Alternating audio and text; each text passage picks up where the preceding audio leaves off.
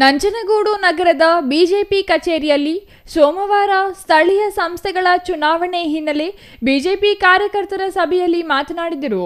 RSS ಬಗ್ಗೆ ಕಾಂಗ್ರೆಸ್ ಪಕ್ಷಕ್ಕೆ ಇತಿಹಾಸ ತಿಳಿದಿಲ್ಲ ಅನಿಸುತ್ತೆ. ರಾಷ್ಟ್ರ ಮತ್ತು ರಾಷ್ಟ್ರೀಯತೆ ಬಗ್ಗೆ ಆರ್ಎಸ್ಎಸ್ ಮಾತನಾಡ್ತಾರೆ ಹೊರತು ಮಸೀದಿಯಲ್ಲಿ ನಡೆಯುವ ಭಯೋತ್ಪಾದನೆ ರೀತಿ ಅವರು ಮಾತಾಡಲ್ಲ.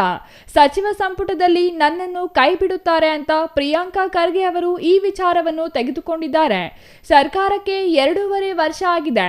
ಗ್ಯಾರಂಟಿ ಯೋಜನೆಗಳನ್ನು ಎಷ್ಟರ ಮಟ್ಟಿಗೆ ಜನರಿಗೆ ತಲುಪಿದೆ ಎಂಬುದನ್ನು ಒಮ್ಮೆ ನೋಡಬೇಕು. 3-4 ತಿಂಗಳುಗಳಿಂದ ಗ್ಯಾರಂಟಿ ಯೋಜನೆಯ ಗೃಹಲಕ್ಷ್ಮಿ ಹಣ ಬಂದಿಲ್ಲ. ಈ ಬಗ್ಗೆ ಜನ ಕೇಳುತ್ತಾರೆಂದು ಈ ರೀತಿಯ ಗೊಂದಲ ಸೃಷ್ಟಿ ಮಾಡುತ್ತಿದ್ದಾರೆ. ಸರ್ಕಾರ ಏನು ಸಾಧನೆ ಮಾಡದೆ ವಿವಾದಗಳನ್ನು ಸೃಷ್ಟಿ ಮಾಡಿ ಕಾಲಹರಣ ಮಾಡುತ್ತಿದ್ದಾರೆ. ಆರ್ಎಸ್ಎಸ್ ಚಟುವಟಿಕೆಗಳಿಗೆ ಬ್ಯಾನ್ ಮಾಡಬೇಕೆಂದು ಹೇಳಿದ್ದಾರೆ. ಅದೇ ರೀತಿ ನಮಾಜ್ ಮಾಡುವುದನ್ನು ಬ್ಯಾನ್ ಮಾಡಿ ಎಂದರೆ ಅದನ್ನು ಸ್ವೀಕಾರ ಮಾಡುತ್ತೀರಾ ಎಂದು ಕಿಡಿಕಾರಿದರು. ಪರಿಶಿಷ್ಟ ಜಾತಿ ಮತ್ತು ಪರಿಶಿಷ್ಟ ಪಂಗಡದ ಕೋಟ್ಯಾಂತರ ಹಣ ದುರ್ಬಳಕೆಯಾಗಿದೆ. ಈ ಬಗ್ಗೆ ಸದನದಲ್ಲಿ ಯಾವುದೇ ಬಾಯಿ ಬಿಟ್ಟಿಲ್ಲ. ಪಂಚಾಯತ್ ರಾಜ್ ಇಲಾಖೆ ಸಚಿವರಾಗಿ ಏನು ಮಾಡಿದ್ದೀರಿ? ಮನೆ ಕಳೆದುಕೊಂಡ ಕುಟುಂಬಗಳಿಗೆ ಪರಿಹಾರ ನೀಡಿಲ್ಲ. ಮೊದಲು ಈ ರೀತಿ ಹೇಳಿಕೆ ಕೊಡುವುದನ್ನು ನಿಲ್ಲಿಸಿ ಎಂದರು. ನರಸೀಪುರ ಪಟ್ಟಣದಲ್ಲಿ ಆರ್ಎಸ್ಎಸ್ ಪಥ ಸಂಚಲನ ರೂಟ್ ಮ್ಯಾಪ್ ಅನ್ನು ತಹಸೀಲ್ದಾರ್ ಬದಲಾವಣೆ ಮಾಡಿದ್ದಾರೆ. ನಮಗೆ ಸ್ವಾತಂತ್ರ್ಯ ಇಲ್ಲವೇ? ಎಲ್ಲಿ ಹೋಗಬೇಕು, ಯಾವ ದಾರಿಯಲ್ಲಿ ನಡೆಯಬೇಕೆಂಬ ಸ್ವಾತಂತ್ರ್ಯವೂ ಇಲ್ಲವೇ? ಹನುಮ ಜಯಂತಿ ಮಾಡ್ತಾರೆ ಅಂತ ಅದಕ್ಕೂ ಬ್ಯಾನ್ ಮಾಡ್ತೀರಾ? ನಂಜನಗೂಡಿನಲ್ಲಿ ಆರ್ಎಸ್ಎಸ್ ಪಥ ಸಂಚಲನ ಮಾಡುತ್ತೇವೆ. ನರಸೀಪುರದಲ್ಲಿ ಸರಿಯಾದ ಲೀಡರ್ ಇಲ್ಲದೆ ಇರದ ಕಾರಣ ಪಥ ಸಂಚಲನ ನಡೆಯದೆ ಸ್ಥಗಿತಗೊಂಡಿತ್ತು. ರಾಷ್ಟ್ರ ಸೇವೆ ಮಾಡಲು ರಿಜಿಸ್ಟ್ರೇಷನ್ ಮಾಡಿಸಬೇಕಾ? ಆರ್ಎಸ್ಎಸ್ ಒಬ್ಬ ಭಾರತೀಯ ಕಟ್ಟಿರುವ ಸಂಘಟನೆಯಾಗಿದೆ. ಕಾಂಗ್ರೆಸ್ ಪಕ್ಷವನ್ನು ಬೇರೆ ದೇಶದವರು ಕಟ್ಟಿರುವುದು ಇವರಿಗೆ ತಿಳಿದಿಲ್ಲವೇ? ನಂಜನಗೂಡಿನಲ್ಲಿ ಆರ್ಎಸ್ಎಸ್ ಪಥ ಸಂಚಲನ ಮಾಡೇ ಮಾಡ್ತೀವಿ. ಅದ್ಯಾರು ತಡೆಯುತ್ತಾರೋ ನಾನು ನೋಡ್ತೀನಿ ಎಂದು ಸವಾಲು ಹಾಕಿದ್ರು. ಒಳ ಮೀಸಲಾತಿ, ಸಿಎಂ ಬದಲಾವಣೆ, ಹೀಗೆ ಅನೇಕ ವಿಷಯ ತೆಗೆದುಕೊಂಡು ಕಾಂಗ್ರೆಸ್ನವರೇ ಬರುತ್ತಿದ್ದಾರೆ. ಸಿಎಂ ಸಿದ್ದರಾಮಯ್ಯ ಮೇಲೆ ಶಾಸಕರಿಗೆ ನಂಬಿಕೆ ಇಲ್ಲ. 2.5 ವರ್ಷದಲ್ಲಿ ಸರಿಯಾದ ಅನುದಾನ ನೀಡಿಲ್ಲ. ರಾಜ್ಯದಲ್ಲಿ ಅರಾಜಕತೆ ನಿರ್ಮಾಣವಾಗಿದೆ. ಕಾಂಗ್ರೆಸ್ ಶಾಸಕರಿಗೆ ಮಾತ್ರ 50 ಕೋಟಿ ಅನುದಾನ ನೀಡ್ತಾ ಇದ್ದಾರೆ. ಈ ವರ್ಷದ ಕೊನೆಯ ತಿಂಗಳಿನಲ್ಲಿ ಅಥವಾ ಜನವರಿ-ಮಾರ್ಚ್ನಲ್ಲಿ ಸಿಎಂ ಬದಲಾವಣೆ ಆಗುತ್ತದೆ ಎಂದು ಮಾಜಿ ಶಾಸಕ ಬಿ ಹರ್ಷವರ್ಧನ್ ಹೇಳಿದರು.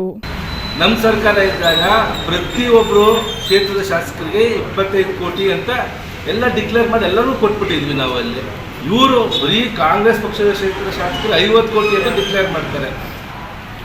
ಯಾವಾಗ ಇವ್ರು ಇಳಿಬೇಕು ಅಂತ ಬಂದ ಸಂದರ್ಭದಲ್ಲಿ ಮಾತುಕತೆ ಇವ್ರದ್ದು ಏನಾಗಿದೆ ಗೊತ್ತಿಲ್ಲ. ಆದರೆ ಅಲ್ಲಿರೋರೇ ಕಾಂಗ್ರೆಸ್ ಪಕ್ಷದ ಶಾಸಕರೇ ನಮಗೆ ಹೇಳ್ತಾ ಇದ್ದಾರೆ. ನಾವೇನು ಸುಮ್ಮನೆ ಇದಕ್ಕೇನು ಸೃಷ್ಟಿ ಮಾಡ್ತಿಲ್ಲ, ಇದು ಮಾಹಿತಿ ಎಲ್ಲಿಂದನೇ ಬರ್ತಾ ಇದೆ. ಸೊ ಹಾಗಾಗಿ ಏನು ಸಿಎಂ ಬದಲಾವಣೆ ಆಗೋದು ಈ ವರ್ಷದ ಕೊನೆಯಲ್ಲಿ ಆಗ್ಬೋದು ಅಥವಾ ಮುಂದಿನ ವರ್ಷದ್ದು ಜನವರಿ ಅಥವಾ ಮಾರ್ಚಲ್ಲಾಗೋ ಖಂಡಿತ ಆಗತ್ತೆ ಅಂತ ಅವರೇ ಹೇಳ್ತಾ ಇದ್ದಾರೆ ಅದನ್ನು. ಸೊ ಹಾಗಾಗಿ ನಾವು ಅದ್ರ ಮೇಲೆ ನಮಗೇನು ಅಂತಂದರೆ ಅಟ್ಲೀಸ್ಟ್ ನಡೆಸ್ಕೊಂಬಿಡ್ರಪ್ಪ. ಸರ್ಕಾರ ಯಾರೋ ಬರಲಿ, ಯಾರೋ ಮುಖ್ಯಮಂತ್ರಿ ಆಗಲಿ, ಜನರ ಕಷ್ಟಕ್ಕೆ ಸ್ಪಂದಿಸಿ ಅಂತ ನಾವು ಕೇಳ್ಕೊತಾ ಇರೋದಲ್ಲಿ. ಕರಪ್ಷನ್ ಫ್ರೀ ಮಾಡ್ತೀನಿ ಅಂತ ಅವ್ರು ಮೊದಲನೇ ದಿನ ಹೇಳಿದರು. ಈಗ ಅದನ್ನೇ ಕಂಬಳಿ ಹೊತ್ಕೊಂಡು ಮಲ್ಕೊಂಡಿದ್ದಾರೆ ಅವರು. ನಗರಸಭೆ ನರಕಸಭೆ ಅಂತ ಹೇಳ್ತಾ ಇದ್ದಿದ್ದರು ಅವರೆಲ್ಲ. ನಮ್ಮ ಅವಧಿಯಲ್ಲಿ ಅತಿ ಹೆಚ್ಚು ಅನುದಾನ ತಗೊಂಬಂದು ಕೆಲಸ ಮಾಡಿದ ಅದೊಂದು ದಾಖಲೆ ಅದು. ಇವ್ರ ಯೋಗ್ಯತೆಗೆ ಇವ್ರಿಗೆ ಬರೀ ಗುದ್ದಿ ಪೂಜೆ ಮಾಡ್ತಾ ಹೊರತು ಅಲ್ಲಿ ಯಾವುದೇ ಥರ ರೀತಿಯಲ್ಲಿ ಕೆಲಸನೂ ಆಗಿಲ್ಲ, ಕಂಪ್ಲೀಟೂ ಆಗಿಲ್ಲ. ಆಮೇಲೆ ಅಲ್ಲೆಲ್ಲ ತೊಗೊಂಡು ನನ್ನ ಬಗ್ಗೆ ಮಾತಾಡ್ತಾರೆ. ಅಲ್ಲಪ್ಪ, 224 ಜನ ಕ್ಷೇತ್ರದ ಶಾಸಕರಿದ್ದು ಹೋದ ಎಲೆಕ್ಷನ್ನಲ್ಲಿ. ನಾನು ಒಬ್ಬನೇ ಶ್ವೇತಪತ್ರ ಹೊಡೆದ್ಬಿಟ್ಟು, ನಾನು ಏಕೈಕ ಒಬ್ಬ ಶಾಸಕ ಶ್ವೇತಪತ್ರ ಹೊಡೆದ್ಬಿಟ್ಟು ನಾನು ಚುನಾವಣೆಗೆ ಹೋಗಿದ್ದು. ನಿನ್ಗೆ ತಾಕತ್ತಿದ್ರೆ ನೀನು ಮಾಡಿ ಇವಾಗ ನೋಡೋಣ ಎಷ್ಟು ಖರ್ಚಾಗಿದೆ ನಾನು ನೋಡಬೇಕಲ್ಲಿ. ಒಂದೊಂದು ಸತಿ ಕೇಳಿದ್ರೆ 700 ಕೋಟಿ 800 ಕೋಟಿ ಗ್ಯಾರಂಟಿ ಸೇರಿಸ್ಕೊಂಡು ಹೇಳ್ಬಿಡೋದಂತೆ ದುಡ್ಡು. ಅದಂದರೆ ಅದು ಕಡಿಮೆ ಇದೆ. ಆ್ಯಕ್ಚುಲಿ ಗ್ಯಾರಂಟಿ ಯೋಜನೆ ಸೇರಿಸ್ಕೊಂಡು ಅದು ಕಡಿಮೆ ಇದು. ಯಾಕಂದರೆ ಆ ಕಡೆ ಪಿಂಚಣಿ ಇದು ಮತ್ತು ವಿಧವೆ ಅದು ಸೇರಿಸಲಿಲ್ಲ. ಸೇರಿಸಿದ್ರಿಂದ ಜಾಸ್ತಿ ಆಗಿದೆ. 2.5 ವರ್ಷ ಆಗಿದೆ. ಕ್ಷೇತ್ರದ ಶಾಸಕರು ಕರಪ್ಷನ್ ಫ್ರೀ ಮಾಡ್ತೇನೆ ಎಂದು ಹೇಳಿದರು. ಈಗ ಕಂಬಳಿ ಹೊತ್ಕೊಂಡು ಮಲಗಿದ್ದಾರೆ. ನಗರಸಭೆ ನರಕ ಸಭೆಯಾಗಿದೆ.